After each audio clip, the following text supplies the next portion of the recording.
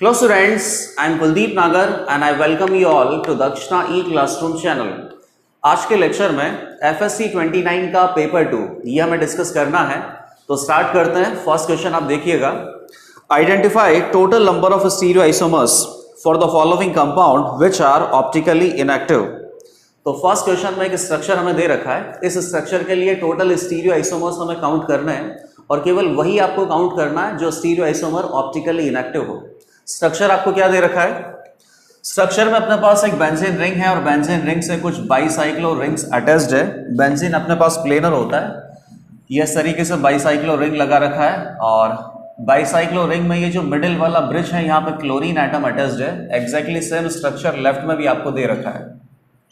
इसके total stereoisomers आपको count करना है और केवल वही स्टीरियोआइसोमर आपको काउंट करके आंसर बताना है जो कि ऑप्टिकली इनएक्टिव है।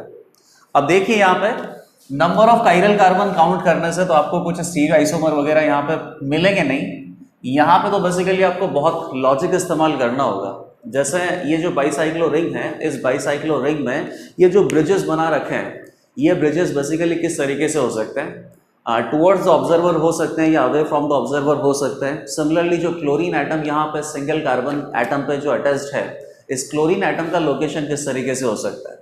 जैसा कि ये क्लोरीन एटम इस तरीके से राइट में डायरेक्टेड है, ये क्लोरीन एटम ऐसे राइट में डायरेक्टेड हो सकता है या लेफ्ट में डायरेक्टेड हो सकता है।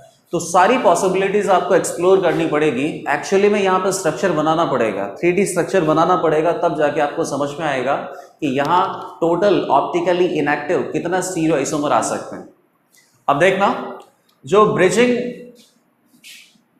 यहाँ पे कार्बन की चेन है, तो ब्रिज हेड कार्बन पे अपने पास जो बेसिकली ज्योमेट्री होती है वो किस तरीके से होता है, पिरामिडल।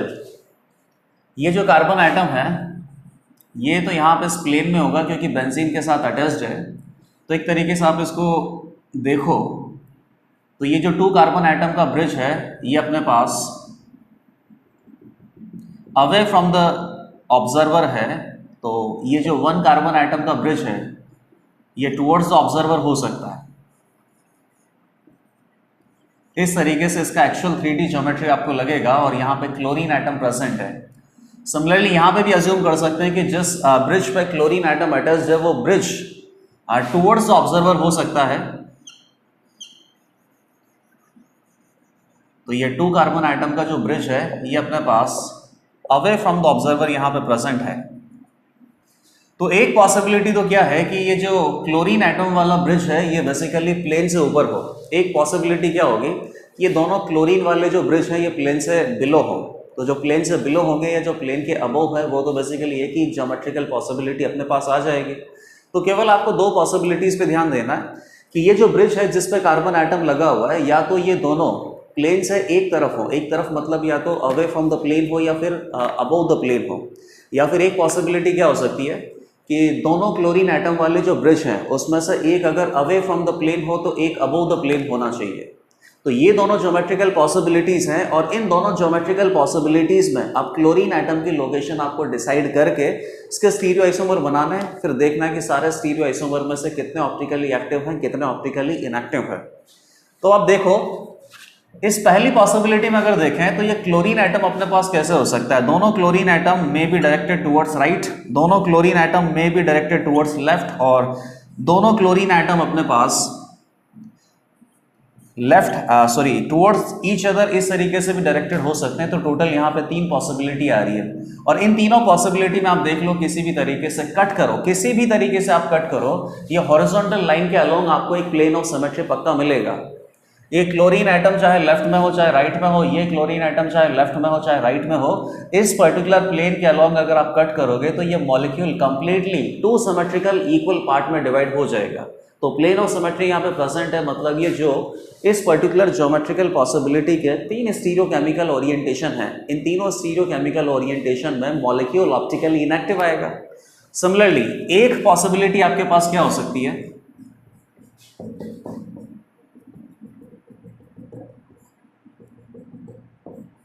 कि जिस क्लोरीन एटम पे अपने पास ये ब्रिज है, ये ब्रिज एक अबव द प्लेन हो और एक ये जो ब्रिज है ये बेसिकली बिलो द प्लेन हो।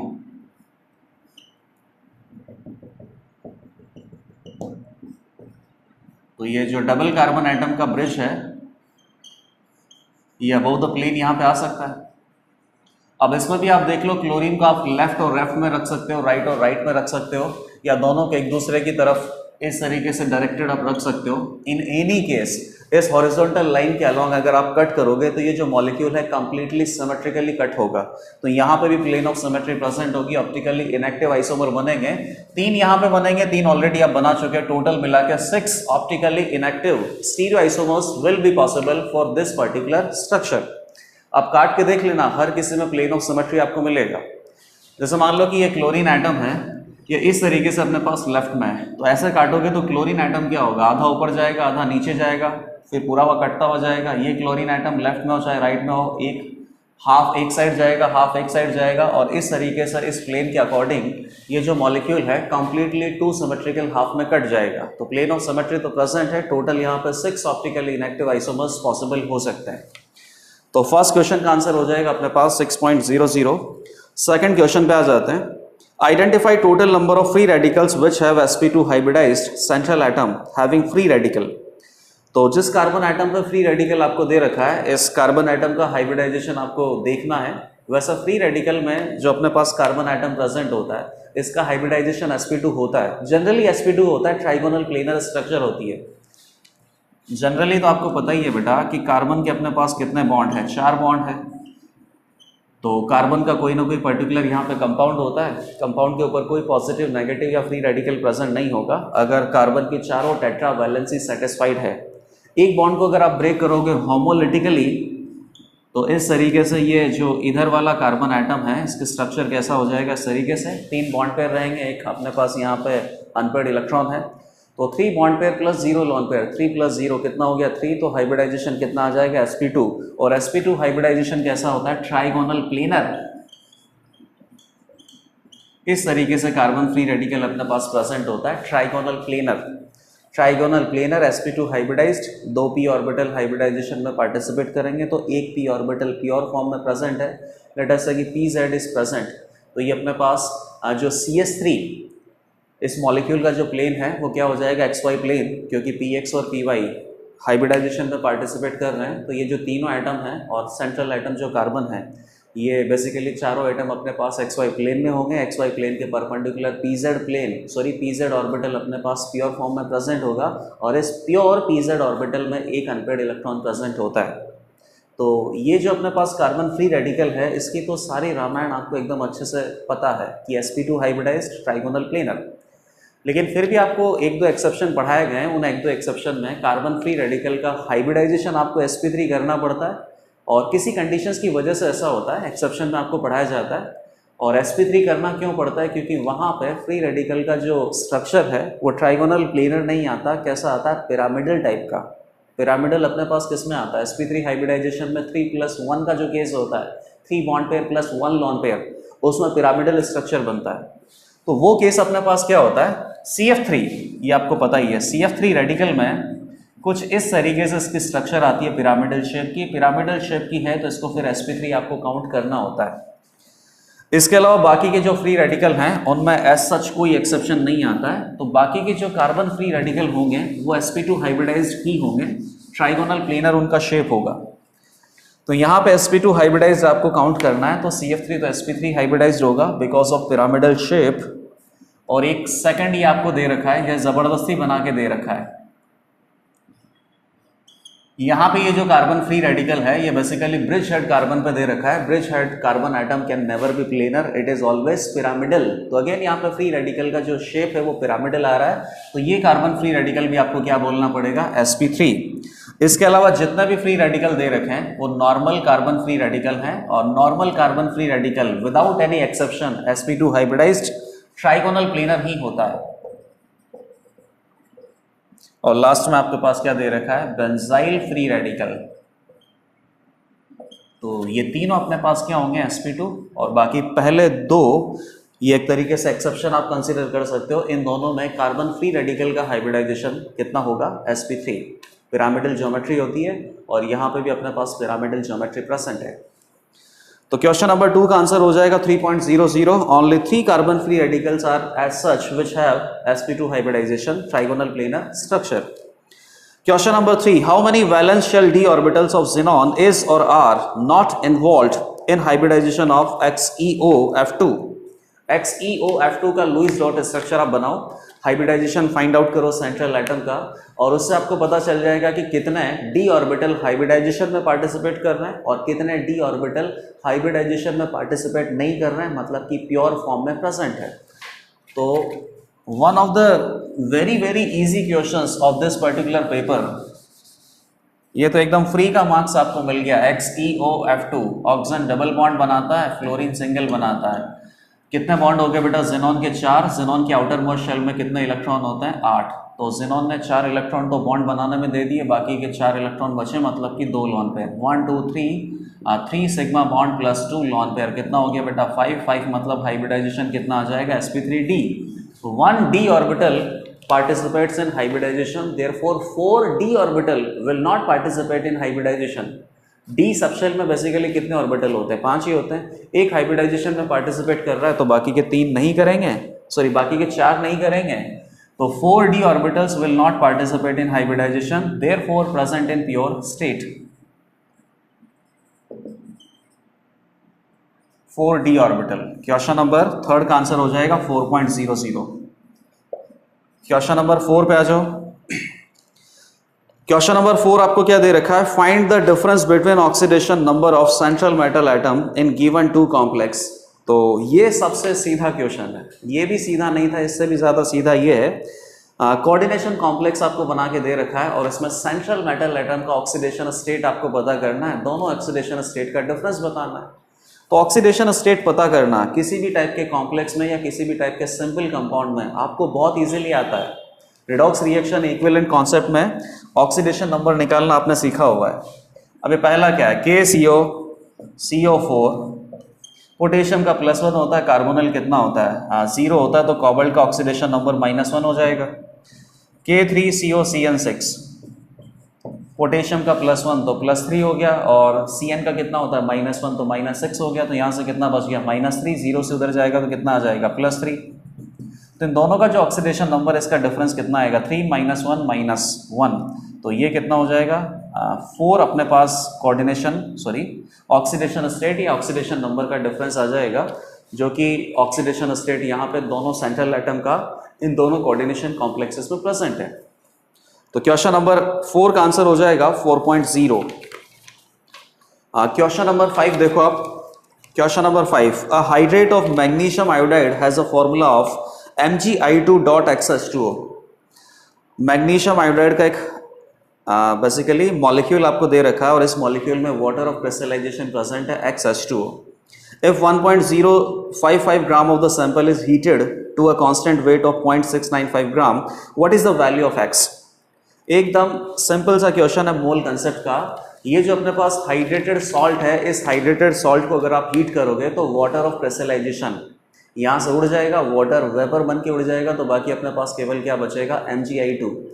तो शुरुआत में अपने पास इस पूरे मॉलिक्यूल का, मतलब कि हाइड्रेटेड क्रिस्टल का जो मास है वो आपको दे रखा है, और उसके बाद जब वाटर वेपर यहाँ से निकल जाता है तो Mgi2 बचेगा। तो Mgi2 का मास भी आपको दे रखा है। तो एक तरीके से आप हाइड्रेटेड क्रिस्टल के अंदर Mgi2 का कितना वेट परसेंटेज है ये पता लगा सकते हो। वेट परसेंटेज आपको दे रखा है। दूसरा वेट परसेंटेज आप कैसे पता लगा सकते हो? According to formula. दोनों वेट परसेंटेज को इक्वलाइज करना, तो वहाँ पे एक इक्वेशन बनेगी जिसमें x की वैल्यू आप पता लगा पाओगे। ये इस टाइप के जो क्वेश्चन है ना, ये क्लास 11th चैप्टर 1 मोल कंसेप्ट में आपने बहुत किया है। One of the very easy question. Salt आपको दे रखा है Mgi2.xH2O, जिसका वेट है अपने पास 1.55 ग्राम। आप इसे हीट करोगे तो वाटर यहाँ से रिमूव हो जाएगा, तो केवल अपने पास Mgi2 के एनहाइड्रस क्रिस्टल बचेंगे, और जितना भी बचेगा इसका वेट आपके पास कितना है? 0.695 ग्राम।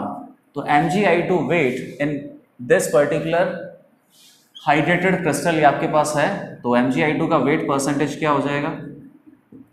0.695। इसका weight divided by total weight multiplied by 100।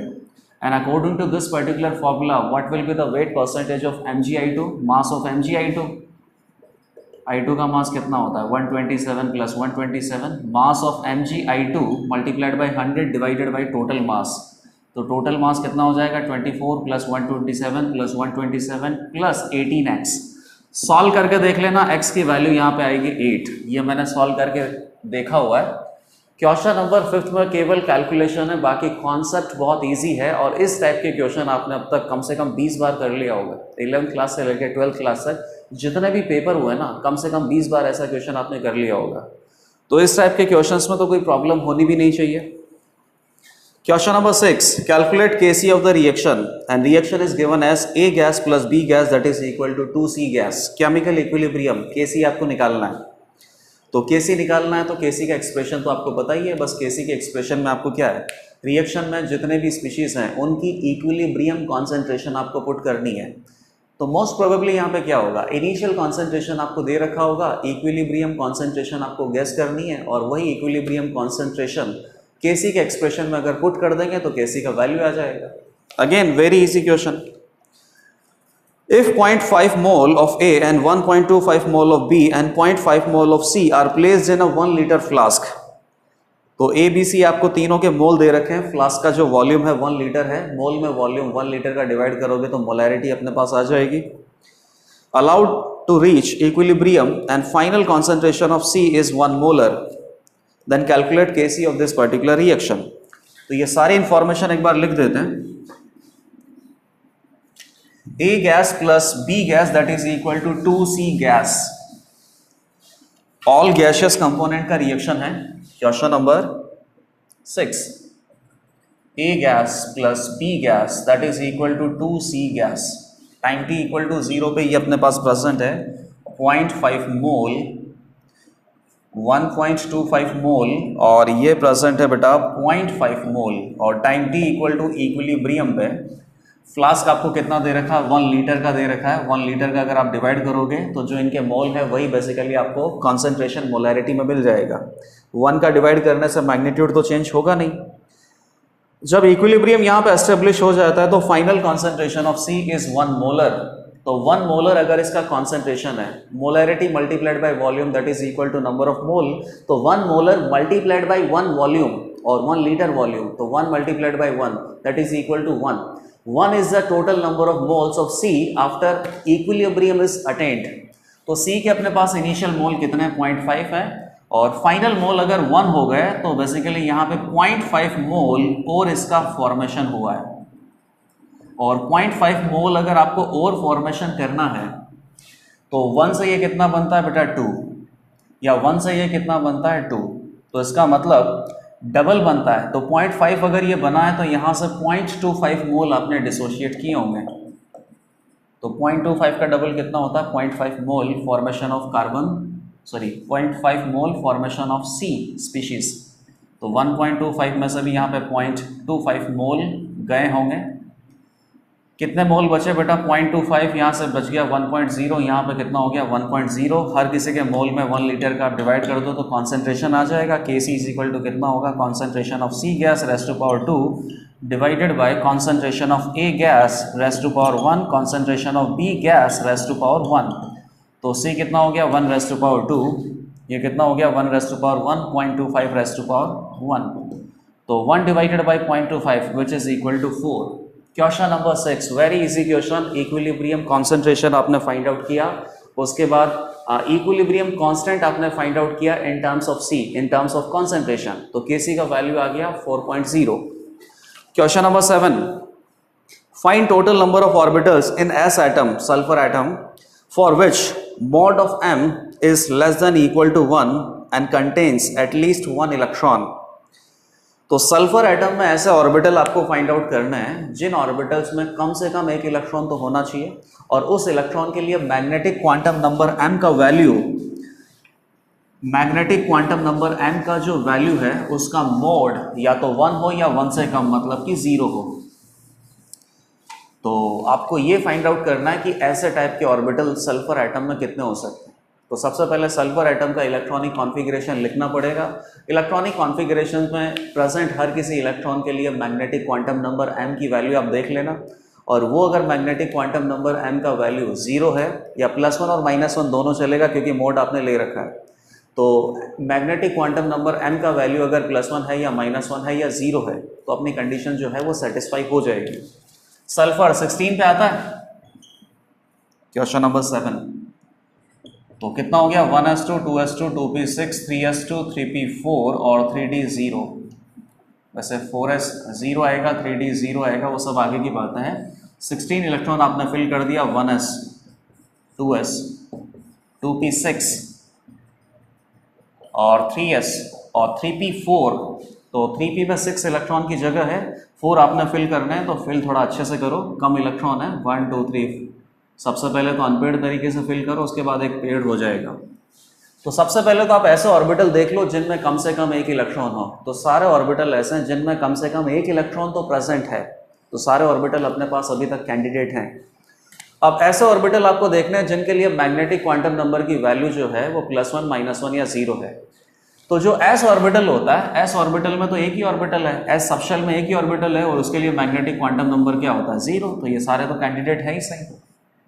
और जो पी सबशेल में ऑर्बिटल होते हैं उनमें मैग्नेटिक क्वांटम नंबर क्या होता है +1 होता है, -1 होता है, 0। तो इन तीनों ऑर्बिटल्स को भी आप काउंट कर सकते हो, क्योंकि इन तीनों ऑर्बिटल्स के लिए भी मैग्नेटिक क्वांटम नंबर m का जो मोड है वो <= 1 आएगा। इसका मतलब है कि पी सबशेल के भी सारे ऑर्बिटल यहाँ पे अपने पास पोटेंशियल कैंडिडेट हैं। और एक कंडीशन और है कि सभी ऑर्बिटल में एटलीस्ट 1 इलेक्ट्रॉन होना चाहिए, तो वो कंडीशन ऑलरेडी सेटिस्फाई हमने कर रखी है। तो एक तरीके से सल्फर के सारे ऑर्बिटल में प्रेजेंट इलेक्ट्रॉन है जो कि गिवन कंडीशन को सेटिस्फाई करते हैं।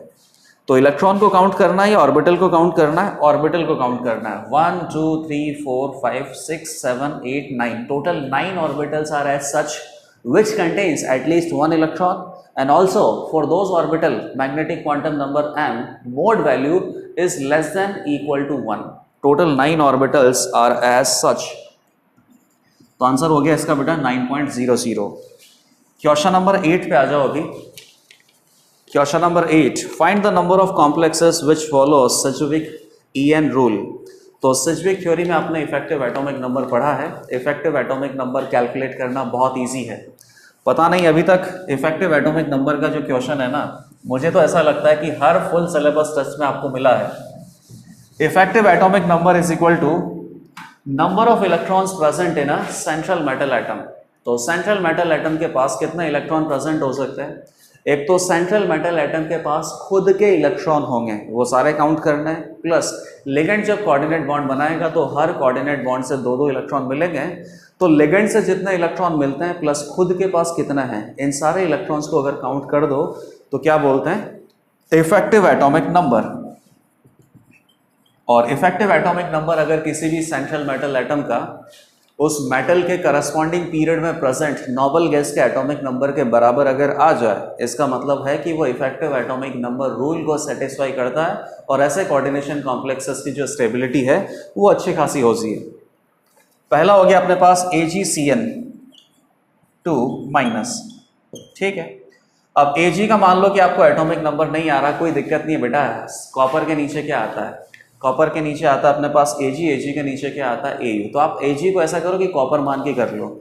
यहाँ पे एक तरीके से यूँ मान लो कि कॉपर का जो ऑक्सीडेशन स्टेट है -2 -1 कितना हो गया +1। कॉपर में कितने इलेक्ट्रॉन होते हैं 29 -1 28 इलेक्ट्रॉन है अभी कॉपर +1 में, और 28 इलेक्ट्रॉन तो ये है, बाकी लिगेंड से आपको मिलेंगे। 2 लिगेंड है, मोनोडेंटेड है, एक सिग्मा बॉन्ड बनाएगा मोनोडेंटेड, और एक सिग्मा बॉन्ड में 2 इलेक्ट्रॉन है, और ऐसे सिग्मा बॉन्ड अपने पास कितने बनेंगे 2, तो टोटल 4 इलेक्ट्रॉन यहाँ से मिलेंगे। इफेक्टिव एटॉमिक नंबर आ रहा है 32, नॉट इक्वल टू 36, सेटिस्फाई नहीं करता बेटा। एक हो गया अपने पास Hgi4-। Hg किसका भाई है बेटा? जिंक का। तो जिंक कितने नंबर पे आता है? 30 नंबर पे। तो यहाँ पे Zn2+ आप कंसिडर कर सकते हो, क्योंकि Hg2+ सेंट्रल मेटल एटम का ऑक्सीडेशन स्टेट है। Zn2+ के पास खुद के इलेक्ट्रॉन होंगे बेटा 30 - 2 28, तो खुद के हैं। मोनोडेंटेड लिगेंड है 4 बार, तो 4 × 2 8 इलेक्ट्रॉन यहाँ से डोनेट होंगे। 8 + 28 36, ये फॉलो करता है। TiCO6-2-। हाँ, टाइटेनियम, स्कैंडियम टाइटेनियम, टाइटेनियम की जो ऑक्सीडेशन स्टेट है यहाँ पे 2- है, क्योंकि CO तो 0 होता है। टाइटेनियम 22 नंबर पे आता है, तो 2 इलेक्ट्रॉन यहाँ पे एक्स्ट्रा है, तो इसके पास टोटल इलेक्ट्रॉन कितने होंगे 24, और बाकी मोनोडेंटेड लिगेंड है 6 टाइम, तो मोनोडेंटेड से 2 इलेक्ट्रॉन मिलते हैं 6 टाइम। 24 + 12 कितना हो गया 36, ये फॉलो करता है। अगला क्या है, टाइटेनियम का ही कॉम्प्लेक्स है सिग्मा C5H5 होल ट्वाइस, तो ये सिग्मा डोनर है और अगला पाई डोनर है C5H5। जीरो ऑक्सीडेशन स्टेट दे रखा है, सॉरी जीरो चार्ज दे रखा है टाइटेनियम के कॉम्प्लेक्स के ऊपर। तो ये एक थोड़ा सा अच्छा सवाल हो गया, क्योंकि इसमें लिगेंड जो आपको दे रखा है ना, वो एक ऑर्गेनिक एनाइन है, और ये ऑर्गेनिक एनाइन बेसिकली या तो 2 इलेक्ट्रॉन डोनर भी हो सकता है या 6 इलेक्ट्रॉन डोनर भी हो सकता है। जिस तरीके से आपको रिप्रेजेंट करके दे रखा है आपको खुद को समझना है। C6H5 की स्ट्रक्चर होती है बेटा ऐसी, C6H5 माइनस, सबसे पहले तो उसके ऊपर -1 चार्ज है, तो यहाँ से कितना हो गया -2, यहाँ से कितना हो गया -2, तो -4 इधर जाएगा 0 है, तो टाइटेनियम हो गया बेटा 4+ में। तो टाइटेनियम के पास खुद के इलेक्ट्रॉन कितने होंगे 18, और बाकी सब इसको कहाँ से मिलेंगे, लिगेंड से। C5H5 माइनस अगर इस इलेक्ट्रॉन पेयर से एक ही कोऑर्डिनेट बॉन्ड बन सकता है, सिग्मा बॉन्ड बनेगा बेटा, तो सिग्मा बॉन्ड बनेगा तो उसको क्या बोलते हैं, सिग्मा C5H5, और इसको क्या बोलेंगे, 1 coordinate bond, that means 2 electron donor. Pi C5H5 का मतलब क्या होता है कि C5H5 में जितने भी पाई इलेक्ट्रॉन डेंसिटी है, इस पाई इलेक्ट्रॉन डेंसिटी को आप डोनेट कर रहे हो। तो C5H5 माइनस इस तरीके की स्ट्रक्चर है, रेजोनेटिंग हाइब्रिड ऐसा होगा, negative gap pi gap negative, total 6 pi electron density, और इस पाई इलेक्ट्रॉन डेंसिटी को अगर आप डोनेट करोगे तो फिर आप इसको लिखोगे पाई C5H5, या और क्या लिख सकते हैं, नीटा 5 C5H5। 5 का मतलब है between 5 carbon atom which electron density is distributed, that electron density can be donated. 5 का मतलब 5 इलेक्ट्रॉन नहीं है, 5 का मतलब कितना है, 5 carbon atom on which electron is present और इलेक्ट्रॉन्स आर डीलोकलाइज्ड। तो इन दोनों तरीके से अगर आप इसको इंडिकेट करोगे, दैट मीन्स पाई डोनर हो जाएगा, और पाई डोनर में ये बेसिकली क्या होता है, 6 इलेक्ट्रॉन डोनर। सिग्मा, एक सिग्मा बॉन्ड बनता है, तो एक सिग्मा बॉन्ड में तो बेटा 2 इलेक्ट्रॉन होते हैं, तो यहाँ पे क्या होता है, ये 2 इलेक्ट्रॉन डोनर, तो 2 electron donor multiplied by 2 ligand plus 6 electron donor multiplied by 2 ligand, कितना हो गया बेटा, ये 12 + 4 कितना हो गया, 16 + 18 34 हुआ बेटा, ये 18 तो ये हो गया, और 22 हो गया, 22 + 12 34 हुआ है। तो ये इफेक्टिव एटॉमिक नंबर रूल को सेटिस्फाई नहीं कर रहा है। और लास्ट अपने पास क्या है, एक AgCN वाला था ना, AgCN वाले ने भी सेटिस्फाई नहीं किया था, मर्क्यूरी के कॉम्प्लेक्स ने सेटिस्फाई किया है, टाइटेनियम के कॉम्प्लेक्स ने सेटिस्फाई किया है, और टाइटेनियम के सेकंड कॉम्प्लेक्स ने सेटिस्फाई नहीं किया है। लास्ट अपने पास कॉम्प्लेक्स है सोडियम नाइट्रोप्रोसाइड, तो नाइट्रोप्रोसाइड आयन अपने पास है, नाइट्रोप्रोसाइड आयन, और जो अपने पास ब्राउन रिंग कॉम्प्लेक्स होता है, इन दोनों में NO का ऑक्सीडेशन स्टेट +1 है। NO का ऑक्सीडेशन स्टेट +1 है, तभी आप आयरन का ऑक्सीडेशन स्टेट बता पाओगे। तो NO का ऑक्सीडेशन स्टेट अगर +1 है, यहाँ पे कितना हो गया बेटा, -5, तो कितना हो गया -4, उधर जाने में -2, तो -4 तो +4 हो जाएगा, और -2 बचेगा, आयरन +2 में है, तो आयरन के पास 26 - 2 24 इलेक्ट्रॉन तो खुद के हैं, मोनोडेंटेड टोटल मिला के 6 मोनोडेंटेड लिगेंड है, monodentate ligand is 2 electron donor, 12 यहाँ से मिलेंगे, 34 हैं, तो 12 + 34 कितना हो गया, 36। ये भी इफेक्टिव एटॉमिक नंबर रूल को सेटिस्फाई करता है। तो 1, 2 and 3 complexes satisfy effective atomic number rule, and 1 and 2 complexes does not satisfy effective atomic number rule। तो इसका आंसर आ जाएगा अपने पास 3.0। क्वेश्चन नंबर 8 आंसर हो जाएगा 3.0।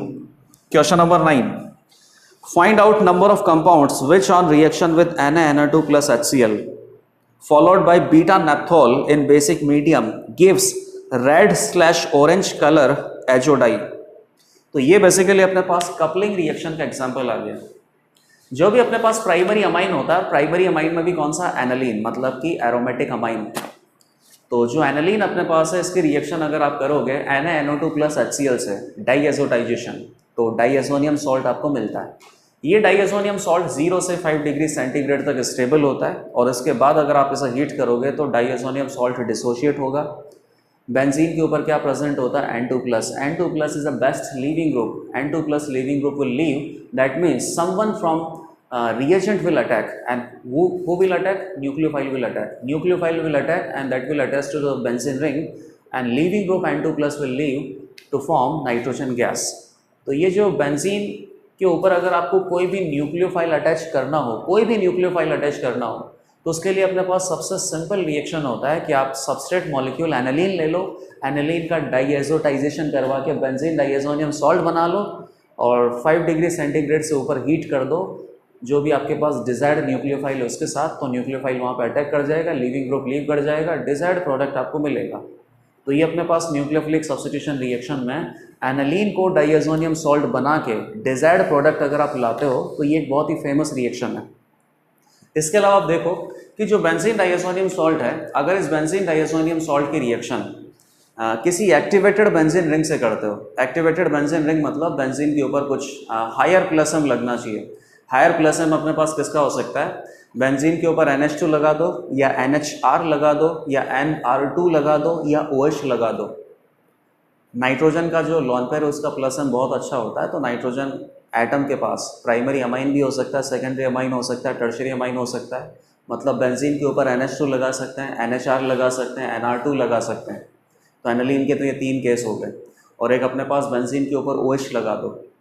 तो ये 4 केस है टोटल जहाँ पर बेंजीन रिंग हाईली एक्टिवेटेड है, और इस हाईली एक्टिवेटेड बेंजीन रिंग का रिएक्शन अगर बेंजीन डाइएजोनियम सॉल्ट से किया जाता है तो कपलिंग रिएक्शन होता है, और कपलिंग रिएक्शन में प्रोडक्ट हमें क्या मिलता है? Azo die.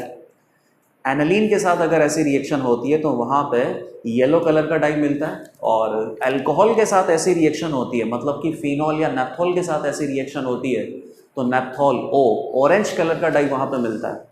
तो यहाँ पे भी यही पूछा है कि इस पूरी कंप्लीट रिएक्शन को डिस्क्राइब करने के बाद आपसे ये पूछा है कि कौन सा एनालीन ऐसा है जो कि इन सेट ऑफ रिएजेंट के साथ रिएक्शन करने के बाद फाइनली ऑरेंज कलर का डाई दे सकता है।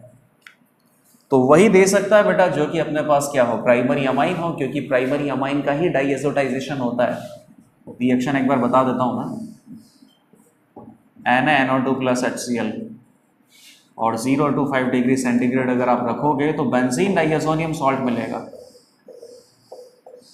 इसकी रिएक्शन अगर आप एक्टिवेटेड रिंग जैसे कि फिनॉल से करवाते हो तो फिनॉल बेसिकली क्या होता है? ऑर्थो पैरा डायरेक्टिंग होता है, और ये जो इलेक्ट्रोफाइल है ये तो ऑर्थो या पैरा पे अटैक करके इलेक्ट्रोफिलिक सब्स्टिट्यूशन के प्रोडक्ट बना देगा। ऑर्थो पे बेसिकली थोड़ा लेस प्रोडक्ट आएगा, पैरा से मेजर आएगा। इस इलेक्ट्रोफाइल की एक और रेजोनेटिंग स्ट्रक्चर में बना देता हूँ। तो इस नाइट्रोजन एटम से ये पैरा पोजीशन पे अटैच कर दो, इलेक्ट्रोफिलिक एरोमेटिक सब्स्टिट्यूशन का प्रोडक्ट आपको ये मिलेगा। और ये जो प्रोडक्ट है ये इसको क्या बोलते हैं? एजो कंपाउंड या एजो डाई, और ये ऑरेंज कलर का होता है। अब फिनॉल की जगह आप यहाँ पे नेप्थोल ले लो तब भी कोई दिक्कत नहीं है, नेप्थलीन होगा और नेप्थलीन के ऊपर OH होगा। अगेन इलेक्ट्रोफिलिक एरोमेटिक सब्स्टिट्यूशन ही होगा, और जो एजो यहाँ पे लिंकेज आएगा इसीलिए उसको क्या बोलेंगे? एजो कंपाउंड या एजो डाई, और बेसिकली कलर अपने पास कैसा होगा? ऑरेंज। तो ये अगर रिएक्शन ही सक्सेसफुल होना है तो उसके लिए आपको क्या चाहिए?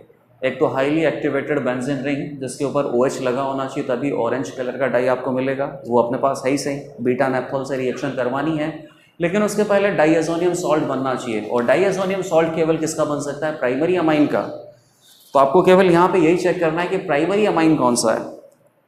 तो first is a primary amine, but first is not a aromatic amine. First जो आपको दे रखा है ना वो आपको बेसिकली बेंजाइल अमाइन दे रखा है, जबकि बेंजाइल अमाइन नहीं चाहिए, एनालीन आपको चाहिए, अराइल अमाइन चाहिए। तो डाइएजोटाइजेशन तो होगा इसका, लेकिन रिएक्शन अलग तरीके से प्रोसीड करेगा। यहाँ पे कोई भी कपलिंग रिएक्शन आपको नहीं देखने को मिलेगा, ऑरेंज डाई आपको नहीं मिलेगा। डाइएजोटाइजेशन के लिए आपको एनालीन ही चाहिए। तो कौन सा होगा? सेकंड भी नहीं होगा, और थर्ड अपने पास एनालीन हो जाएगा। फोर्थ अपने पास सेकेंडरी अमाइन है, और उसके बाद टर्शरी अमाइन है, और उसके बाद वापस से प्राइमरी अमाइन है। तो सेकेंडरी अमाइन और टर्शरी अमाइन तो हटा दो। प्राइमरी अमाइन में भी केवल कौन सा लेना है? अराइल अमाइन लेना है, अल्काइल अमाइन नहीं लेना है। तो केवल एक अपने पास आंसर हो गया। Only one is given as aryl amine which will react with NaNO2 plus HCl to give benzene diazonium salt, and then benzene diazonium salt further will show coupling reaction with beta naphthol to form a orange color azo dye. Question number 9 में answer हो जाएगा 1.0।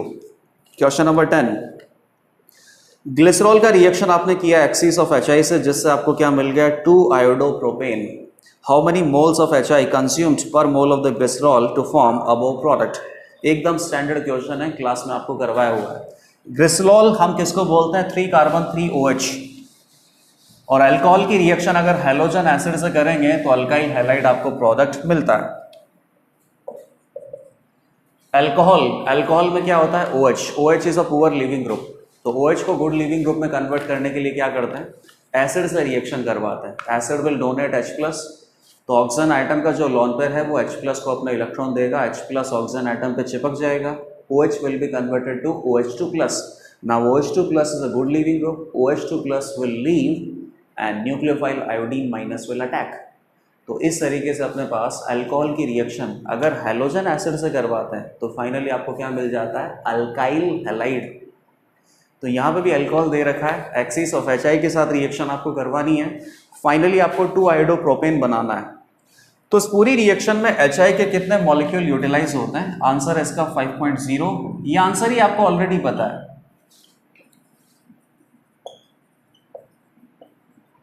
कुछ इसमें जो exceptional phenomena होता है वो भी आप जानते हो।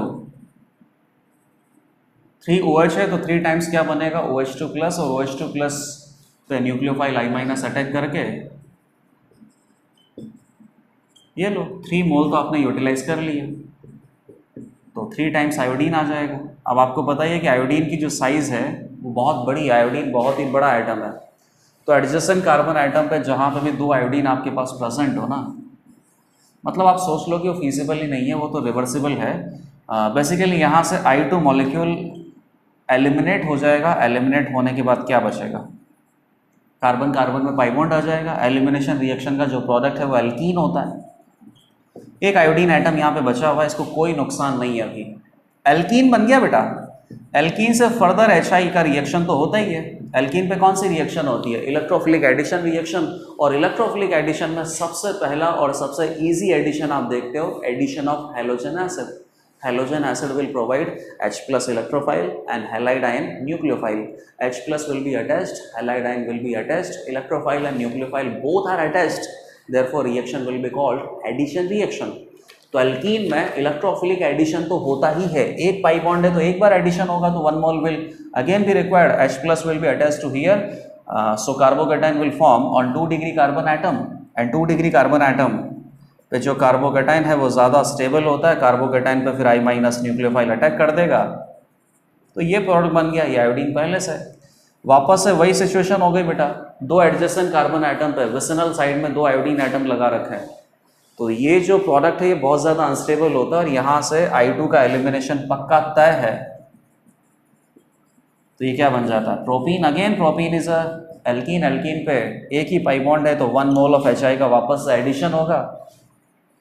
H+ जब यहाँ पे अटैच होगा तो साइड वाले कार्बन आइटम पे H+ आपको अटैच करना है इस पर, ताकि मिडिल कार्बन आइटम पे पॉजिटिव बने। और पॉजिटिव मतलब कि कार्बोकेटाइन इंटरमीडिएट बना है तो इंटरमीडिएट कहाँ बनाओगे? जहाँ ज़्यादा स्टेबल बन सकता है। तो 2 डिग्री कार्बन आइटम पे जो पॉजिटिव चार्ज है ये ज़्यादा स्टेबल होगा in comparison to this 1 degree carbon atom. Carbocation बना दिया, न्यूक्लियोफाइल I- का अटैक करवा दो, तो फाइनली जो आपको प्रोडक्ट मिला दैट इज 2 आयोडोप्रोपेन। तो 2 आयोडोप्रोपेन बनाना आपको ग्लिसरॉल से। तो HI के कितने मोल आपने यूटिलाइज किए? 3 मोल तो यहाँ पे यूटिलाइज हो गए 3 टाइम्स सब्स्टिट्यूशन करने के लिए, और बाकी 2 मोल यहाँ पे यूटिलाइज हो गए एल्कीन पे इलेक्ट्रोफिलिक एडिशन करने के लिए। Total 5 mole of HI will be utilised to convert glycerol into 2 iodopropane. तो ये क्वेश्चन भी डिस्कस हो गया है, ये एलिमिनेशन में मैंने आपको बता रखा है। Question number 11, N orbital of lithium 2+ does not have any nodal surface or radial node। तो एटम आपको दे रखा है लिथियम 2+, मतलब कि बोहर एटम है, 1 इलेक्ट्रॉन सिस्टम है, और इसमें इलेक्ट्रॉन किसी ऑर्बिटल में प्रेजेंट है जिस ऑर्बिटल में कोई नोडल सरफेस या रेडियल नॉड नहीं है। स्पेसिफिकली मेंशन किया है रेडियल नॉड। तो रेडियल नॉड अगर नहीं है तो ये बेसिकली कौन सा ऑर्बिटल होगा? ये ऑर्बिटल होगा जैसे कि 1s होगा, 2p होगा, वन ऑफ अ काइंड। कोई भी सबशेल में जो पहला ऑर्बिटल आता है या जो पहली सबशेल आती है ना, उसमें रेडियल नोड कितने प्रेजेंट होता है? 0। जैसे कि 1s के लिए रेडियल नोड होता है 0। पी सबशेल की बात करें तो सबसे पहला कौन आता है 2p। 2p सबशेल के लिए रेडियल नोड कितना होता है 0। 3d सबशेल के लिए रेडियल नोड कितना होता है 0। 4f सबशेल के लिए रेडियल नोड कितना होता है 0। सबशेल में जो पहला सबशेल आता है किसी भी पर्टिकुलर सबशेल में जो फर्स्ट सबशेल आता है उसके लिए रेडियल नोड कितना होता है 0। तो लिथियम 2+ में रेडियल नोड अपने पास 0 है। ऐसे ही ऑर्बिटल की तलाश है, मतलब 1s का ऑर्बिटल हो सकता है, 2p का ऑर्बिटल हो सकता है, 3d का हो सकता है, 4f का हो सकता है। If the Bohr radius of orbit of which the given orbital belong is 1.587 angstrom, then the value of the azimuthal quantum number of that particular orbital is, azimuthal quantum number value आपको पता करनी है। तो ये electron जिस भी orbital में present है ना बेटा, इस ऑर्बिटल का न्यूक्लियस से जो डिस्टेंस है, मतलब कि रेडियस है, वो आपको दे रखा है 1.587, that is equal to Bohr atom है तो फॉर्मूला लगा तो 0.529 angstrom into n square by Z. Z कितना हो गया 3। आप इसको मल्टीप्लाई करो, 15 दिया 45 और 45 में 0.5 का डिवाइड करोगे तो 9 आ जाएगा करीब करीब। तो n square is equal to कितना हो जाएगा 3। मतलब electron is present in third shell. Electron present in third shell. और थर्ड शेल में कहाँ प्रेजेंट हो सकता है 3s सबशेल में, 3p सबशेल में, 3d सबशेल में। लेकिन आप केवल किसकी बात करोगे 3d सबशेल की, क्योंकि 3d सबशेल के लिए ही रेडियल नोड कितना होगा 0। 3p सबशेल के लिए एक रेडियल नोड होता है और 3s सबशेल के लिए 2 रेडियल नोड होते हैं। रेडियल नोड आपको एक तो लॉजिकली भी पता है और रेडियल नोड आप और कैसे निकाल सकते हो n-l-1 फॉर्मूले से। तो इसी के लिए अपने पास रेडियल नोड 0 है। तो 3d सबशेल की बात चल रही है। 3d सबशेल के लिए एजीम्यूथल क्वांटम नंबर l की वैल्यू कितनी होती है 2 होती है। अब नेक्स्ट क्वेश्चन पे आ जाओ, question number 12। A closed vessel contains helium and ozone at a pressure of p atm। Container में अपने पास हीलियम गैस और ओजोन गैस दोनों का मिक्सचर प्रेजेंट है। हीलियम गैस क्या होता है He और ओजोन गैस क्या होता है O3। इन दोनों गैसेस का टोटल प्रेशर आपको दे रखा है p atm। The ratio of helium and oxygen atoms is 1:1। Helium atom oxygen atom का रेशो 1:1 आपको दे रखा है। If helium is removed from the vessel the pressure of the system will reduce to. तो दोनों गैसेस में से अगर एक गैस हम हटा देंगे तो उस गैस का जो पार्शियल प्रेशर है वो टोटल प्रेशर में से आप हटा दो, that will be your final pressure left in this particular container. तो पहले तो आप ये पता करो ना बेटा कि टोटल प्रेशर P में से हीलियम का पार्शियल प्रेशर कितना है। तो पार्शियल प्रेशर निकालने के लिए टोटल प्रेशर को किससे मल्टीप्लाई करना होता है मोल फ्रैक्शन से। तो इस गैसियस मिक्सचर में हीलियम का मोल फ्रैक्शन कितना है, ओजोन का मोल फ्रैक्शन कितना है, ये आपको नहीं पता, लेकिन इसको पता करने के लिए इंफॉर्मेशन है। O3 गैस है, हीलियम गैस है, ये मिक्सचर है।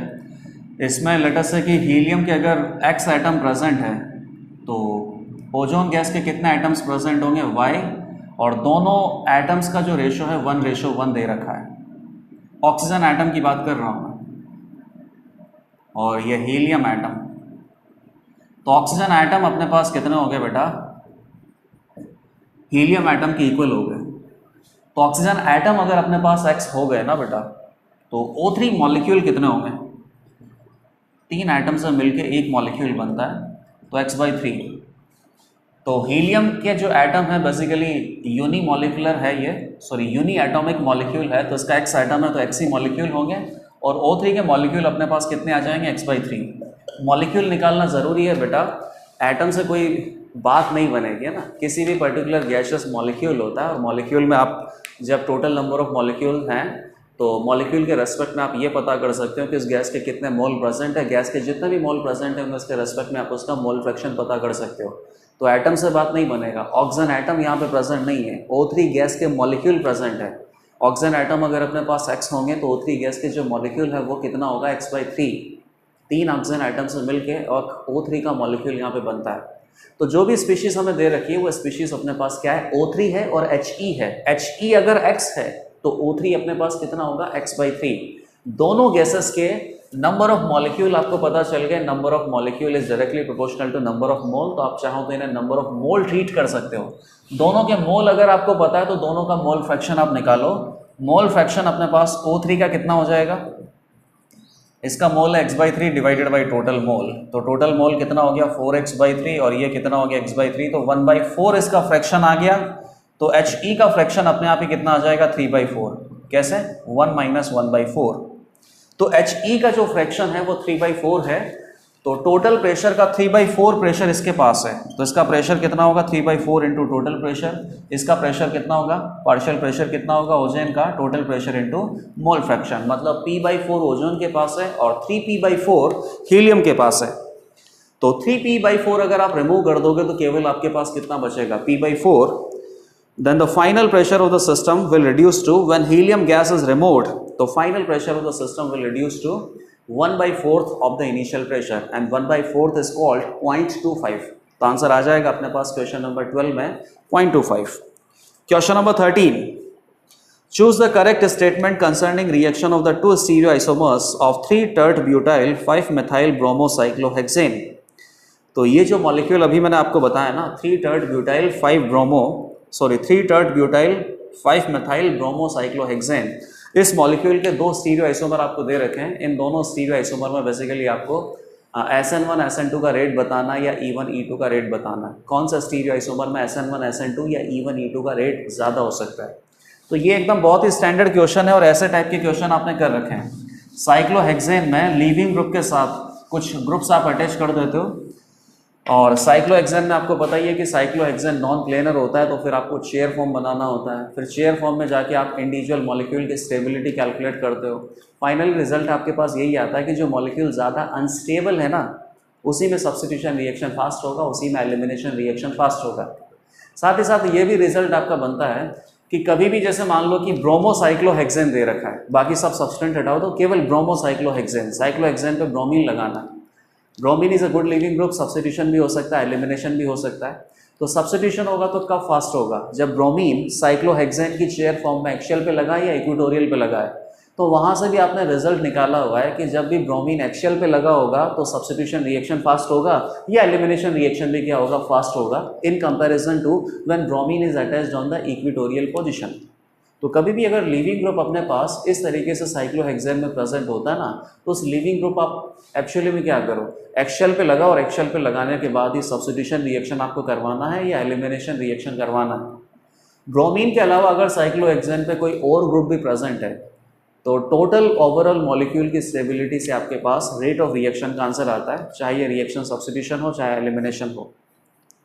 जो मॉलिक्यूल अपने पास लेस स्टेबल होगा, और स्टेबिलिटी आप कहाँ से निकाल लोगे, साइक्लोहेक्सेन में ये जो ग्रुप्स लगे हुए हैं कितने एक्शियल इक्वेटोरियल पे लगे हुए हैं, जितना ज़्यादा एक्शियल पे लगा होगा अनस्टेबल मॉलिक्यूल और जितना ज़्यादा इक्वेटोरियल पे लगा होगा स्टेबल मॉलिक्यूल। तो जितना ज़्यादा अनस्टेबल मॉलिक्यूल होगा सब्स्टिट्यूशन या एलिमिनेशन सभी टाइप की रिएक्शंस वहाँ पे फास्ट होंगी। क्वेश्चन नंबर 13, जैसे कि फर्स्ट मॉलिक्यूल मैं यहाँ पे बना देता हूँ और सेकेंड, एक कंपैरिजन करेंगे, बाकी सब आंसर आपके अपने आप ही आ जाएंगे। और यहाँ पे टर्ट ब्यूटाइल यहाँ पे एकदम उसी तरीके से CH3 उसी तरीके से, और Br अपने पास वेज में चला गया। तो लिविंग ग्रुप अपने पास क्या है, Br। लेट अस से इसको मैं बना देता हूँ, फिर उसके रेस्पेक्ट में इसको भी बना देंगे। अगर मान लीजिए कि मैं इस Br को एक्शियल पे अज्यूम करता हूँ, तो 1,3 एक्शियल क्या होता है, इसका एक्शियल भी इधर आएगा, तो एक्शियल तो क्या होता है, सिस। यहाँ पे क्या करना है, ट्रांस। तो टर्ट ब्यूटाइल को कहाँ करना है, इक्वेटोरियल पे। और 1,3 एक्शियल क्या होता है, सिस। एक्शियल सिस होता है, तो ये सिस ही है, तो सिस बनाने के लिए एक्शियल पे रखना पड़ेगा CH3। अब एकदम इसी तरीके से आप स्ट्रक्चर बना दो बेटा, बस इस Br को चेंज करना है और बाकी एकदम सेम रहने दो। टर्ट ब्यूटाइल इक्वेटोरियल पे रहने दो, इसको एक्शियल पे रहने दो। थर्ड पे था ना बेटा, तो थर्ड पे CH3 यहाँ आएगा। थोड़ा इसको भी अच्छे से बना देता हूँ। तो Br इक्वेटोरियल पे चला गया, ये A हो गया, ये B हो गया। इन दोनों का स्टीरियोकेमिकल ओरिएंटेशन मैंने यहाँ पे बना दिया। अब सीधी सी बात है कि इन दोनों में आप SN1 E1 E2 या कुछ भी करवाओ, फर्स्ट वाले में जो रेट ऑफ रिएक्शन है वो ज़्यादा आएगी because it is less stable, and second is more stable in comparison to first one. यहाँ पे आप देख लो, ये दोनों एक्शियल में प्रेजेंट है और यहाँ पे केवल एक एक्शियल में प्रेजेंट है, ये इक्वेटोरियल में चला गया। अब ये एक्शियल में प्रेजेंट होने की वजह से लेस स्टेबल है और इसमें सब्स्टिट्यूशन SN1 SN2 या एलिमिनेशन E1 E2 का रेट है वो ज़्यादा आएगा। कैसे, जैसे मान लो एक कंपैरिजन करके आपको बताता हूँ। SN1 में क्या होता है कि सबसे पहली स्टेप में तो कार्बन हाइड्रोजन बॉन्ड का आयोनाइजेशन होता है। हैलाइड आयन अलग हो जाता है, बाकी क्या बचता है, कार्बोकेटाइन। तो देखो यहां से कार्बोकेटाइन क्या बनेगा, CH3, इधर से कार्बोकेटाइन क्या बनेगा,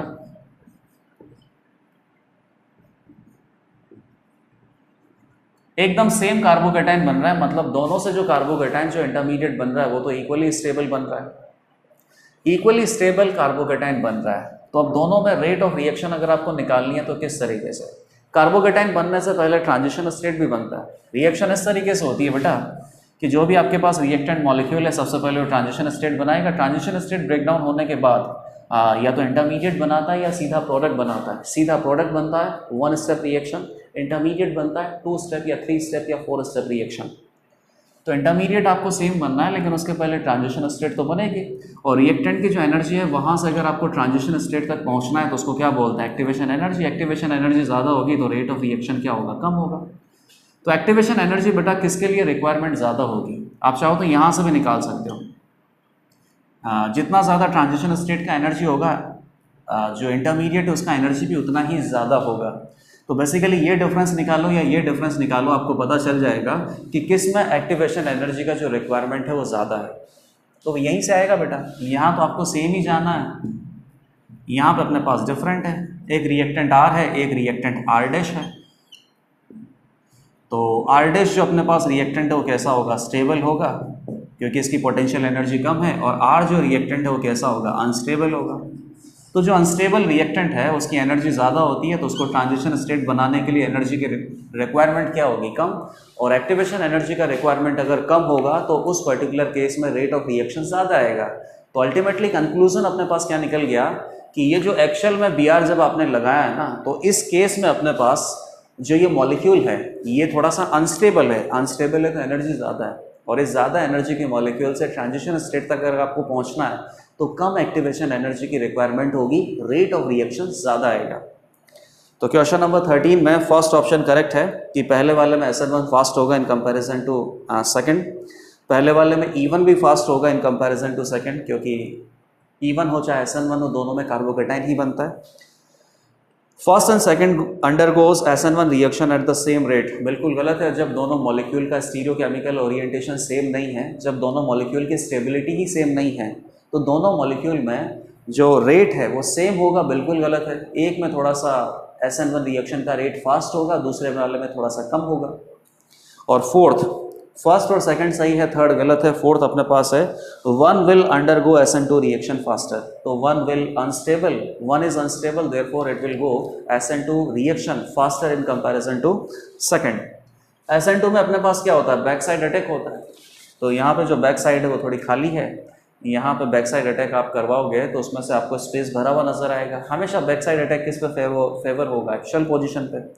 तो बैक साइड अटैक अगर आपको करवाना है तो यहाँ पे इस पर्टिकुलर केस में जो स्टेरिक क्राउडिंग है वो आपको कम मिलेगा, न्यूक्लियोफाइल इजीली अटैक करेगा, लीविंग ग्रुप यहाँ से इजीली लीव कर जाएगा। First, second and fourth, these are the answers of question number 13। Question number 14 पे आ जाओ। Identify reactions that are correctly matched with its product, और प्रोडक्ट में भी आपको कैसा देखना है, मेजर प्रोडक्ट। चारों रिएक्शन में आपके पास बेंजीन इन्वॉल्व है, मतलब कि एरोमेटिक कंपाउंड का ये क्वेश्चन हो गया। फर्स्ट रिएक्शन आप देखो, फर्स्ट रिएक्शन में बेंजीन में नाइट्रो लगा रखा है, और नाइट्रो के रेस्पेक्ट में मेटा और पैरा पे लीविंग ग्रुप फ्लोरीन और क्लोरीन है। तो बेंजीन के ऊपर लीविंग ग्रुप प्रेजेंट है, मतलब कि न्यूक्लियोफाइल का अटैक है। न्यूक्लियोफाइल आपको दे रखा है, न्यूक्लियोफाइल अटैक करने के बाद किसी लीविंग ग्रुप को हटा देगा, तो प्रोडक्ट भी बना के दे रखा है।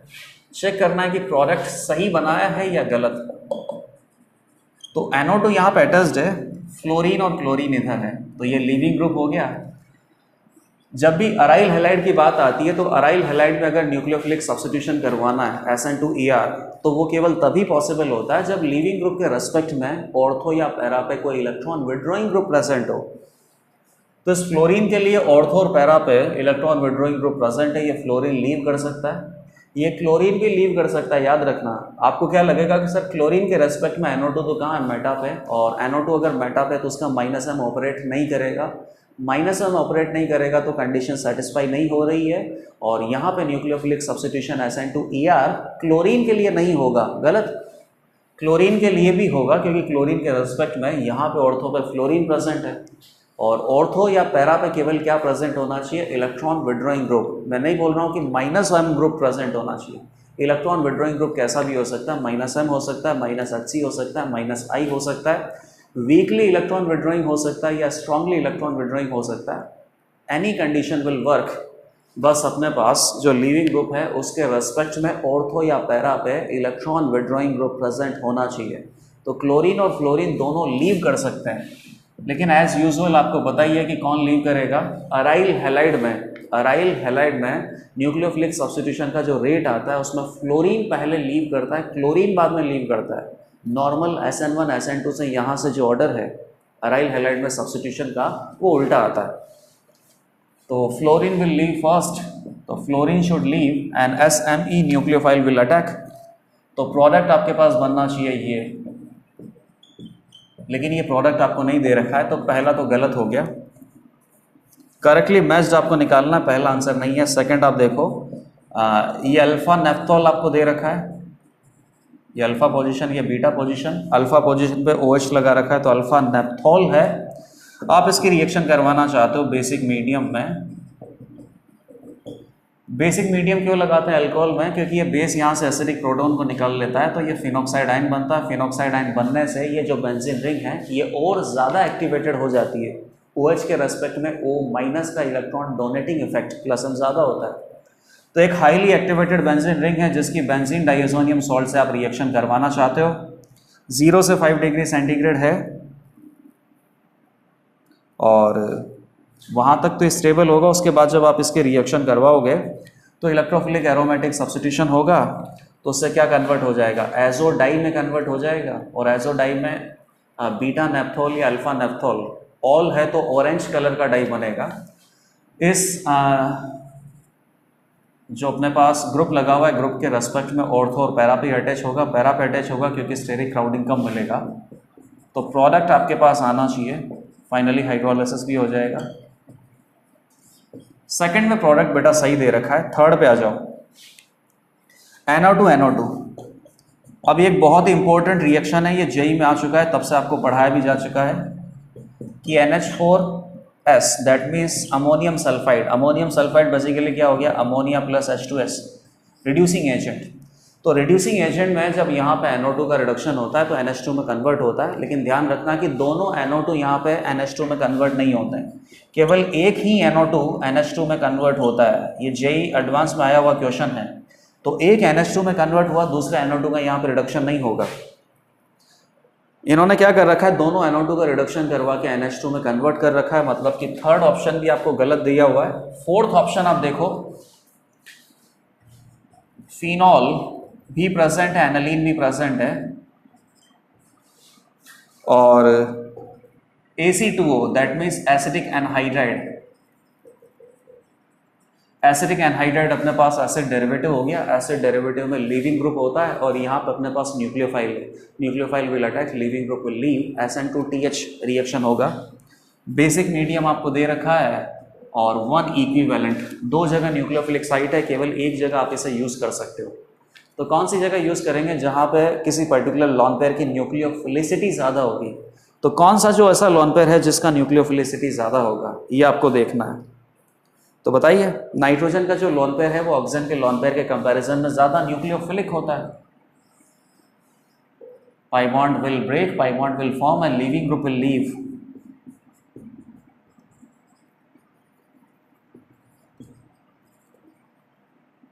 Plus CH3COO-। बेसिक मीडियम में फिर यहाँ से H+ लूज हो जाएगा, वो H+ एक्सेप्ट कर लेगा तो ये एसिटिक एसिड बन जाएगा, यहाँ पे NHCOCH3। तो ये प्रोडक्ट बनना चाहिए और एग्जैक्टली यही प्रोडक्ट आपको दे रखा है। तो क्वेश्चन नंबर 14 में आंसर हो जाएगा 2 and 4। 2 and 4 both these reactions have correctly matched product. चलो क्वेश्चन नंबर 15 पे आ जाओ। Select ore in which oxidation state of metal is +2, oxidation state of metal is +2 and produces carbon monoxide on calcination। Carbon monoxide on calcination. Calcination मतलब कि heat की, sorry air की absence में आप इसे हीट करना चाहते हो, या एयर बहुत ही कम प्रेजेंट होता है, लिमिटेड अमाउंट ऑफ सप्लाई होती है, उसमें अगर हीट करेंगे कार्बन मोनोऑक्साइड यहाँ पे प्रेजेंट होना चाहिए। तो कार्बन मोनोऑक्साइड अगर यहाँ से रिलीज होगा या कार्बन डाइऑक्साइड रिलीज हो, तो दोनों केसेस में अपने पास कार्बोनेट और होना चाहिए। तो पहला तो क्या हो गया बेटा, गैलेना, गैलेना है PbS, सल्फाइड और है बेटा, यहाँ से तो CO कैसे निकलेगा।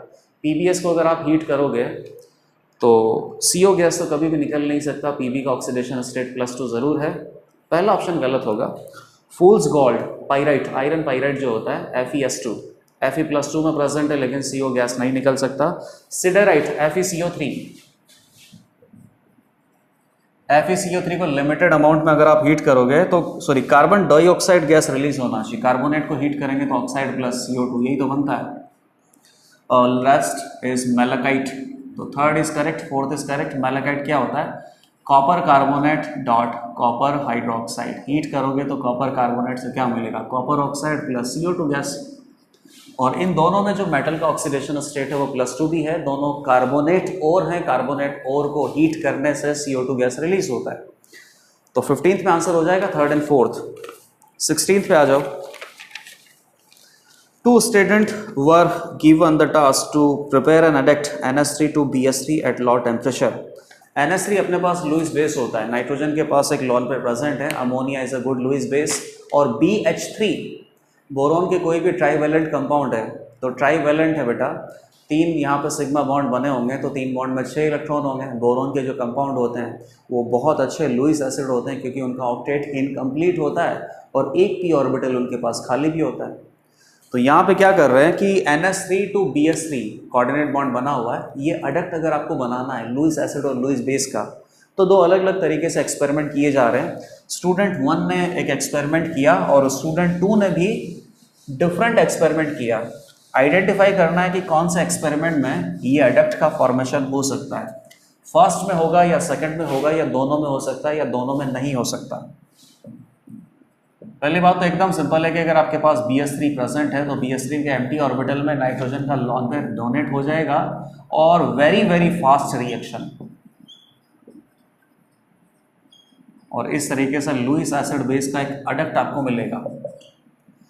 पहला स्टूडेंट क्या कर रहा है कि B2H6 के साथ अमोनिया को मिक्स कर रहा है, तो क्या ये अडक्ट मिलेगा बेटा, नहीं। B2H6 में बोरोन का हाइब्रिडाइजेशन sp3 है और B2H6 में तो कोई भी एम्प्टी ऑर्बिटल नहीं है, तो B2H6 में तो डायरेक्ट ये जो NH3 है वो अटैक करके इस तरीके का जो अडक्ट है वो फॉर्मेशन नहीं करता है। B2H6 में अपने पास बनाना बॉन्डिंग होती है, ब्रिज बॉन्डिंग, और ब्रिज बॉन्डिंग में अपने पास 3 सेंटर 2 इलेक्ट्रॉन बॉन्ड यहाँ पे प्रेजेंट होते हैं। अगर अपने पास यहाँ पे किसी न्यूक्लियोफाइल की प्रेजेंस में B2H6 की बनाना बॉन्डिंग को ब्रेक करना है, न्यूक्लियोफाइल अगर छोटा होता है तो फिर यहाँ पे अनसिमेट्रिकल क्लीवेज होता है, न्यूक्लियोफाइल बड़ा होता है तो सिमेट्रिकल क्लीवेज होता है। न्यूक्लियोफाइल अभी अपने पास कैसा है, NH3 छोटा है, अनसिमेट्रिकल क्लीवेज होता है, तो क्या बनता है BH2 प्लस और यहाँ से क्या बनेगा BH4 माइनस, और BH2 प्लस में 2 ऑर्बिटल में NH3 अपने इलेक्ट्रॉन डोनेट करेगा, तो ये आंसर आपको पास मिलेगा BH2 NH3 whole twice plus plus BH4 minus. तो यहाँ पे जो BH3 NH3 का अडक्ट है इसका फॉर्मेशन नहीं हुआ due two symmetrical cleavage of diborane. अगर डाइबोरेन का अनसिमेट्रिकल क्लीवेज, अगर डाइब्रोमेन बोरेन का सिमेट्रिकल क्लीवेज होता तो BH3 में ये डिसोशिएट हो जाता। BH3 में बोरोन के पास एक एम्प्टी ऑर्बिटल होता, उस एम्प्टी ऑर्बिटल में NH3 अपने इलेक्ट्रॉन डोनेट करता, तो यहाँ पे ये अडक्ट बन जाता। फिलहाल यहाँ पे अनसिमेट्रिकल क्लीवेज हुआ है, तो ये फर्स्ट स्टूडेंट तो प्रिपेयर नहीं कर पाएगा, सेकंड स्टूडेंट पे आ जाते हैं। ये क्या कर रहा है कि B2H6 की जो रिएक्शन है ना, ये सबसे पहले THF से करवाता है और उसके बाद NH3 यूज़ करता है। तो ये एकदम स्टैंडर्ड प्रोसीजर है बेटा ये, कि B2H6 में अगर आप THF यूज़ करोगे टेट्राहाइड्रोफ्यूरॉन, तो जो B2H6 की स्ट्रक्चर है वो BH3 में कन्वर्ट हो जाती है। ये थोड़ा सा बिगर अपने पास न्यूक्लियोफाइल है, तो यहाँ पर सिमेट्रिकल क्लीवेज होता है और ये बोरोन के एम्प्टी ऑर्बिटल में इस तरीके से कोऑर्डिनेट बॉन्ड बना के BH3 को स्टेबलाइज करता है। कोऑर्डिनेट बॉन्ड बनाएगा तो यहाँ पे क्या आ जाएगा पॉजिटिव, यहाँ पे क्या आएगा नेगेटिव। और अगले स्टेप में क्या होगा, NH3 is actually better nucleophile in comparison to tetrahydrofuran. तो न्यूक्लियोफाइल अगर अटैक करेगा, इसको हटा देगा तो ये अडक्ट बन जाएगा। तो सबसे पहले तो टेट्राहाइड्रोफ्यूरॉन डाइबोरेन की स्ट्रक्चर को सिमेट्रिकली क्लीव करता है और उसके साथ इस तरीके से अटैच होकर BH3 को स्टेबलाइज करता है सॉल्यूशन में। फिर NH3 यहाँ पे अटैक करके टेट्राहाइड्रोफ्यूरॉन को हटा देगा। तो सेकंड एक्सपेरिमेंट में जो गिवन अडक्ट है उसका फॉर्मेशन हो जाएगा। फर्स्ट एक्सपेरिमेंट में ऐसा नहीं होगा। तो इसका आंसर अपने पास हो जाएगा ऑप्शन 2, सेकंड ऑप्शन ओनली और second experiment only. Question number 17, for the reaction A plus 3B that is equal to C, select the correct statement। Chemical kinetics से जुड़ा हुआ थ्योरेटिकल सवाल है। A plus 2B that is equal to C, A के सामने stoichiometric coefficient 1 है, B के सामने 3 है और C के सामने भी 1 है। Question number 17, A plus 3B that is equal to C, option 1, dC by dt is equal to minus dA by dt। एकदम सही है बेटा। C का रेट कितना होगा dC by dt, A का रेट कितना होगा dA by dt। A reactant है तो उसके सामने माइनस लगाना पड़ेगा तभी रेट पॉजिटिव आएगा। तो C और A का जो रेट है वो इक्वल कब हो सकता है, जब इन दोनों की रेट में इनका स्टोइकियोमेट्रिक कोएफिशिएंट का डिवाइड किया जाए। तो 1 का डिवाइड करो, 1 का डिवाइड करो, कोई फर्क नहीं पड़ेगा, यही एक्सप्रेशन बनेगा। तो फर्स्ट जो एक्सप्रेशन है वो एकदम सही है। सेकेंड क्या है, 3 dC by dt is equal to minus dB by dt। ये रिएक्टेंट है, चेक कर लेता हूँ। B का रेट होगा माइनस dB by dt और उसमें उसको स्टोइकियोमेट्रिक कोएफिशिएंट का डिवाइड करो 3 का। तो ये बेसिकली dC by dt के इक्वल आ सकता है, यहाँ पे पॉजिटिव आएगा और इसमें इसका स्टोइकियोमेट्रिक कोएफिशिएंट का डिवाइड करो। तो सभी इंडिविजुअल रेट्स में A का rate dA by dt, B का rate dB by dt, C का rate dC by dt। Reactant की रेट के सामने बस एक आपको माइनस यूज करना पड़ता है। ये सभी के इंडिविजुअल रेट में अगर इनके स्टोइकियोमेट्रिक कोएफिशिएंट का डिवाइड कर देते हैं तो ये सारी की सारी जो रेट का एक्सप्रेशन है वो इक्वलाइज हो जाता है। यहाँ से 3 इधर जाएगा तो 3 into dC by dt that is equal to minus dB by dt। Second expression is also given as correct. Third expression, rate law must be R equal to K into A raised to power 1 into B raised to power 3। ये क्या बोल रहा है कि rate law अपने पास क्या होना चाहिए, मस्ट वर्ड यूज किया इसने। Rate law must be R equal to K into A raised to power 1 B raised to power 3। A raised to power 1 and B raised to power 3। जो stoichiometric coefficient है उसी को इसने order बना दिया, तो बिल्कुल गलत है बेटा। रेट लो ऐसा हो भी सकता है, ऐसा नहीं भी हो सकता। ऐसा कब हो सकता है, जब ये रिएक्शन कैसा हो, एलिमेंट्री। और ऐसा नहीं हो सकता कब, सॉरी कॉम्प्लेक्स रिएक्शन है तो ऐसा नहीं हो सकता। ये नहीं है बेटा, कॉम्प्लेक्स रिएक्शन है तो रेट एक्सप्रेशन ऐसा हो भी सकता है, ऐसा नहीं भी हो सकता। मुझे नहीं पता, कमेंट नहीं करना। याद रखना, अगर ये रिएक्शन कैसा एलिमेंट्री है तो रेट ऑफ रिएक्शन का जो एक्सप्रेशन है ऐसा ही होगा। और रेट यहाँ पे, सॉरी जो रिएक्शन है अगर वो कॉम्प्लेक्स है तो कॉम्प्लेक्स रिएक्शन का जो रेट एक्सप्रेशन है वो कैसा होगा, तो आप बोलोगे कि सर ऐसा नहीं हो सकता, स्टोइकियोमेट्रिक कोएफिशिएंट ऑर्डर के इक्वल नहीं आ सकते। ये बोलना भी गलत है। क्या बोलना सही होगा कि स्टोइकियोमेट्रिक कोएफिशिएंट ऑर्डर के इक्वल आ भी सकते हैं, नहीं भी आ सकते हैं, मुझे नहीं पता। तो इन्होंने जो मस्ट वर्ड यूज़ किया है ना, उसकी वजह से ये स्टेटमेंट हो जाएगा गलत। Because given reaction is not an elementary reaction, this is not reported in question. It may be a complex reaction, it may be a elementary reaction. So rate of reaction expression can be this और can not be this. Units of rate of reaction are independent of order of reaction. तो ये एकदम सही है बेटा।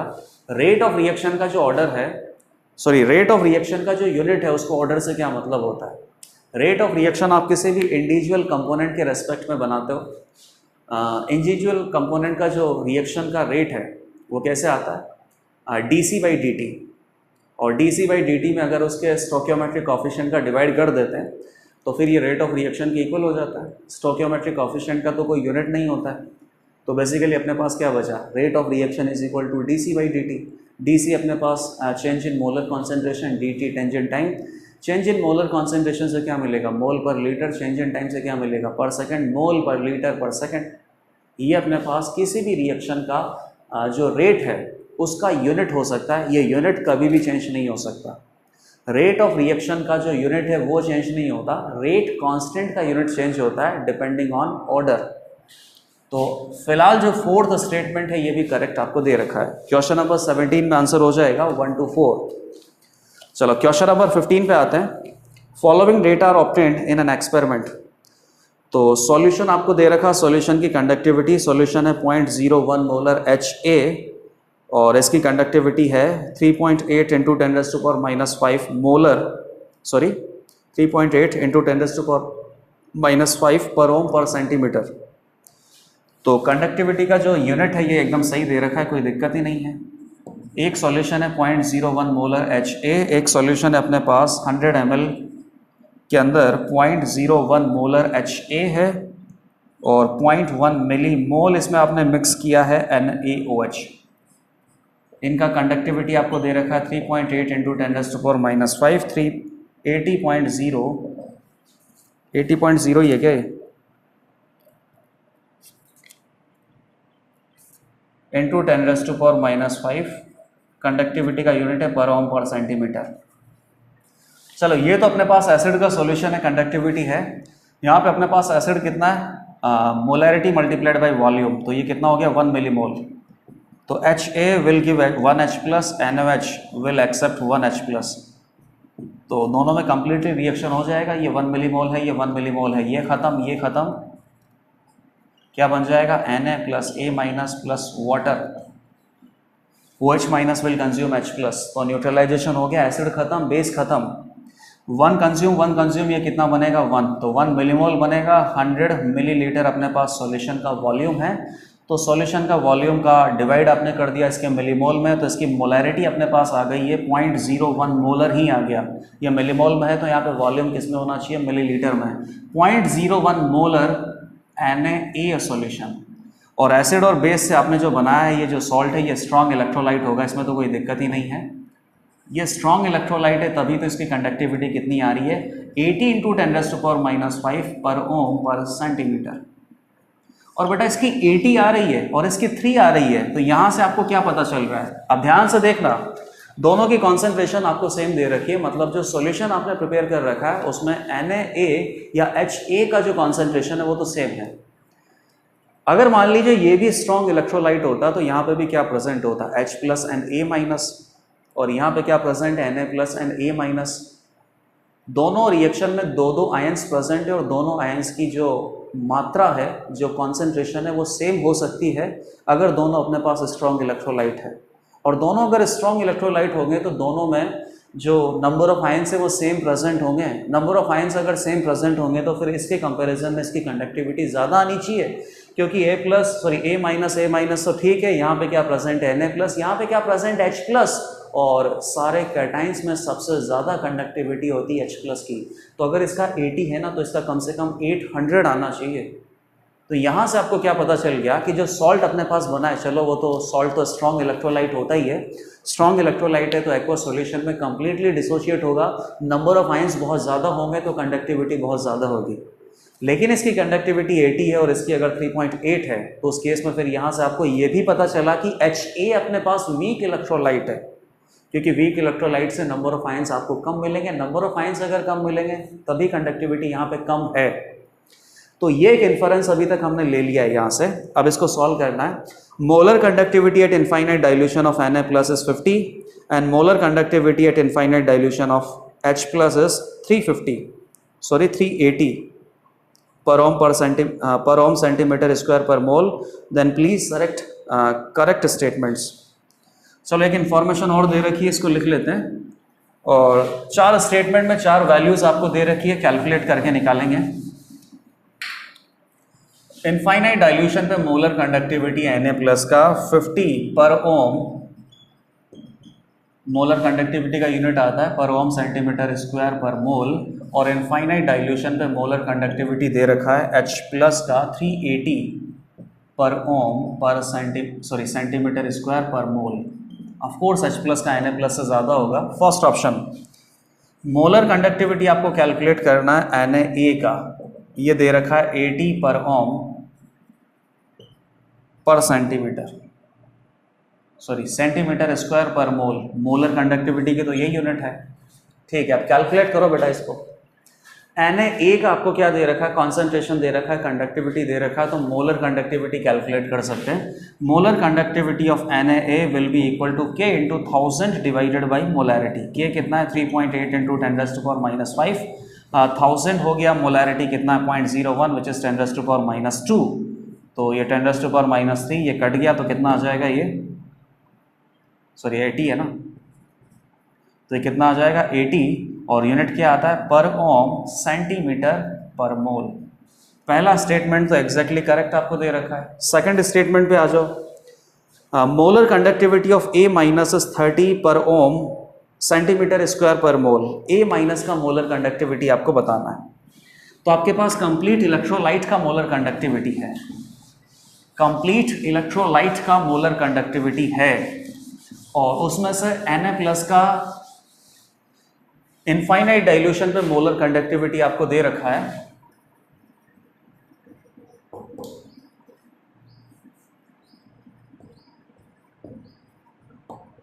50, और molar conductivity आपको बताना A माइनस का ना। अब देखना यहाँ पे बहुत सारे यूनिट्स में डिफरेंस है, और आपको कंफ्यूजन तो होना ही है, और आप ये सवाल पक्का करोगे, पर ohm per mole centimetre square, ये मोलर कंडक्टिविटी का यूनिट है। अब आपके पास क्या है कि Na प्लस का इनफाइनाइट डाइल्यूशन पे मोलर कंडक्टिविटी है, और Na प्लस A माइनस इस सॉल्ट का किसी भी डाइल्यूशन पे मोलर कंडक्टिविटी है, और किसी भी डाइल्यूशन पे A माइनस का मोलर कंडक्टिविटी आपको बताना है। तो बेटा आप ये कैसे बता सकते हो, खुद सोचो ना। आप ये तो केवल तब बता सकते हो जब आपको A माइनस का कंडक्टिविटी पता हो इंटू 1000, और A माइनस की मोलैरिटी तो चलो आपको पता ही है, क्योंकि सॉल्यूशन आपका क्या है 0.01 मोलर Na, तो Na प्लस की भी मोलैरिटी आपको पता है, A माइनस की भी मोलैरिटी पता है, लेकिन क्या आपको A माइनस की कंडक्टिविटी पता है क्या, कहीं पे दे रखी है क्या, नहीं। तो आपको लगेगा कि सर आप इस क्वेश्चन को सॉल्व नहीं कर सकते, because conductivity of A minus is not given, therefore we can not find out molar conductivity of A minus. लेकिन ये बिल्कुल एब्सोल्युटली रॉन्ग अप्रोच है, यहाँ पे आप फाइंड आउट कर सकते हो।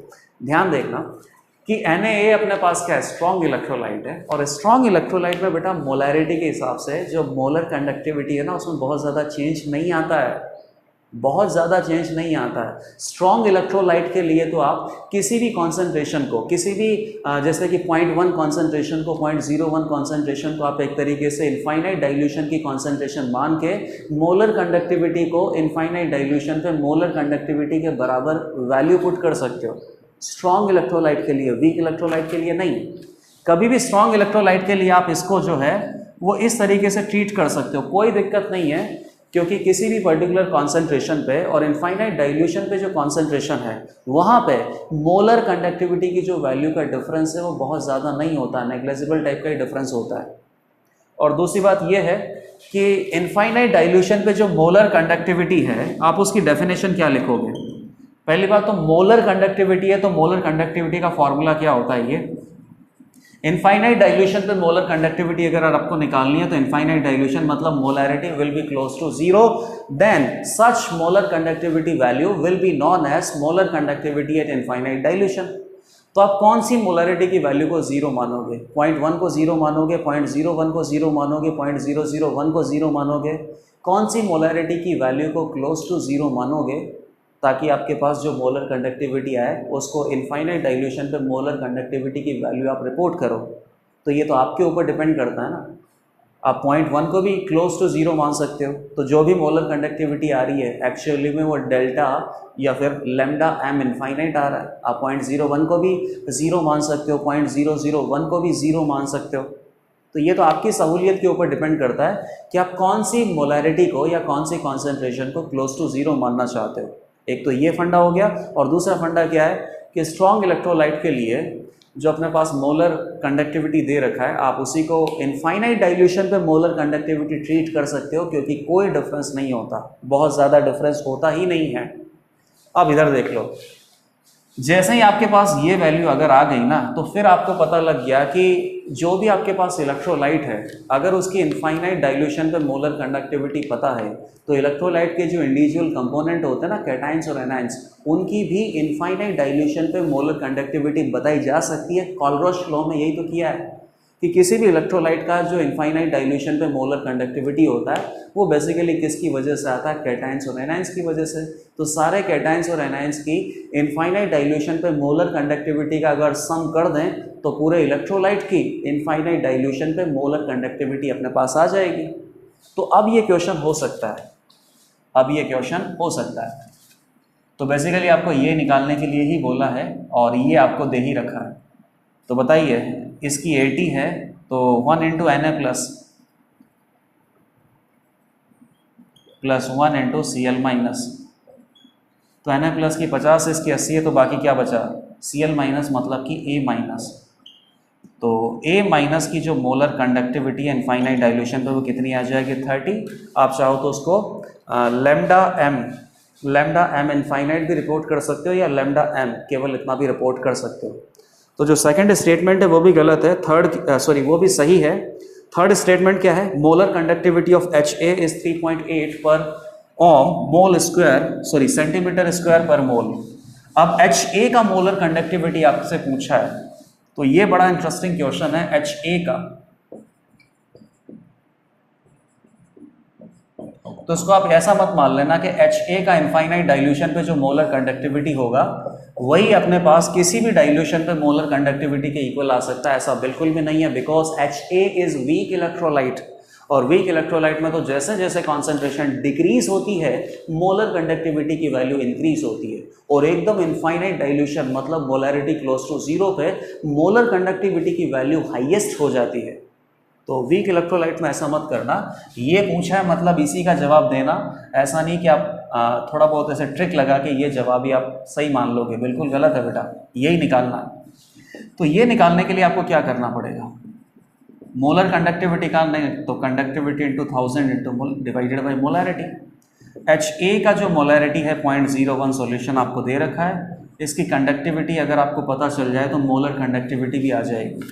तो बेटा इसकी कंडक्टिविटी तो आपको पता ही है, HA सॉल्यूशन की कंडक्टिविटी है 3.8 into 10⁻⁵ into 1000 divided by molarity 10⁻⁻2 है। तो मोलैरिटी या मोलर कंडक्टिविटी ऑफ HA कितना आ जाएगा, 3.8 पर ओम सेंटीमीटर स्क्वायर पर मोल। थर्ड ऑप्शन भी करेक्ट है। Fourth, degree of dissociation of 0.01 molar HA is 0.01। तो यहाँ पे जो 0.01 मोलर HA सॉल्यूशन दे रखा है ना, इसकी डिग्री ऑफ डिसोसिएशन 0.01 आएगी। तो आएगी कि नहीं आएगी मुझे नहीं पता। डिग्री ऑफ डिसोसिएशन अगर आपको निकालना है तो वो कितना होता है, alpha is equal to molar conductivity divided by molar conductivity at infinite dilution.